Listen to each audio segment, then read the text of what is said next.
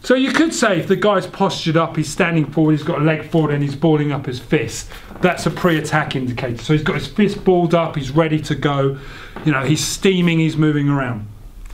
I think that's not a bad one, but it's not as reliable as you think. What's a better indicator of whether the guy's likely to attack you is he getting ready? What's he doing with his hands? So Nick's got his mobile phone. Is he putting his phone away? You know, that's a good subtle indicator that the guy's getting ready for action. Is he putting it away? Is he adjusting his clothes? You'll see that a lot. People will take their clothes, you know, they'll rip their shirt off and they'll get in your face. You know, they'll do this, like pull it off, get in their face and start having a go. Now, here's the thing. Is that a bluff? Is that a bluff? Is that real? It can and it can't be. Yeah, and this is why it's difficult to read. So when you're looking at pre-attack indicators, you're looking at a series of a cluster of behavior. It's not just one factor. Someone could take their t-shirt off and you would think, yeah, the guy wants to have a fight and he's therefore an attack is pretty imminent. The guy's going to go at me now. But the reality is sometimes people are bluffing. What they're doing is they're just pulling it off. It's an ego thing. They're making a puffing their chest out. But then sometimes a guy will pull his t-shirt off and really go for you, start swinging punches and swinging from the heels. Yeah. So this is the reason why when you're looking at pre-attack indicators, you have to look at a cluster of them and a grouping of them. You can't take one. So if the guy's blading off to the side and he's got a dominant side forward and he's balled up his fist, that's one thing. Okay, that's fine. But if he takes his top off and then he blades off to the side, then my threat levels, my emergency levels start to go up a little bit. I start to think, okay, you know, ooh, this is a little bit. Now things are starting to get dicey. Yeah, things are a little bit. And worst of all, as I said, if he's getting ready, if he's taking his phone and he's putting it in his pocket or he's getting his hands free, that's another problem. Another a pre-attack indicator, and an indicator that is critical for knowing a potential attack is on its way, is definitely got to be target glancing. Target glancing, very hard to pick up, but it's essentially where the guy's looking at you, but he's maybe looking at your chin. So he's quite close, but he's looking at your chin, he's looking at your eyes, he's looking at your chin, he's looking at your eyes, he's looking at your chin. What's he doing when he's looking at your chin? Well, he's lining himself up. What he's thinking, he's looking at your chin, bang, I'm going to go for that. It's hard to pick this up when you're actually doing this for real, because there's so much going on. You've got the guy posturing, you've got to pay attention to his hands, but then where's he looking? And this is the thing, the guy sometimes will look away from you, he'll look away, he'll look down, he'll play the victim even. Sometimes people in our comment section of our videos will say, yeah, if you look down, you just pretend you're a victim. Pretend basically, and bang, attack the guy. Well, people play that. That's their pre-attack indicators. That's their pre-attack behavior. So someone who's looking around quite often, why would they look around, Nick?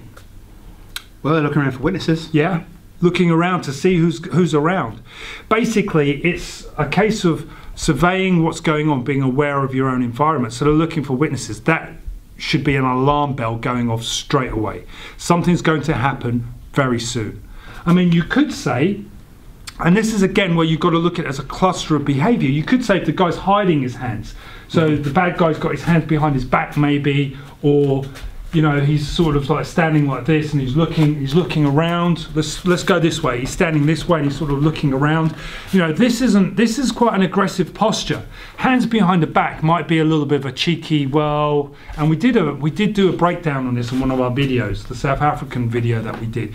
You know, I could be like posturing like this, but actually what I'm doing is here's a pre-attack indicator. I'm lulling you, but bang, I can really throw that hand out quite quickly because I'm loading up. I'm already to the side. I've already got the dominant side forward, and I'm manipulating you into dropping your guard just a little bit. Yeah. Just that drop of the guard is allowing me, bang, to swing and come in. Fidgeting, another pre-attack indicator.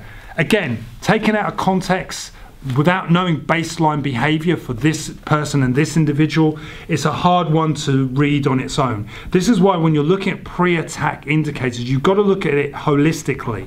What are they? If I can identify 3 out of 5 potential pre-attack indicators where the person's going to attack me, there's a high likelihood that an attack's going to be imminent. It's going to be very sudden and quite quick. So with that in mind, if the bad guy's fidgeting and moving around a little bit, well, you know, he might be on drugs, he might be potentially very angry, there could be a lot of things going on. So I need to be aware of that. Having said that, and this is another point, if the guy's completely calm, cool and collective, like you, Nick, he's the guy, isn't he? Then essentially, that's always for me an alarm bell, because that smacks of experience. If the guy's like super cool and he's really like not getting drawn in, he's not getting triggered, then it's a little bit of worry. So, you know, one extreme to the other potentially could be quite risky for you.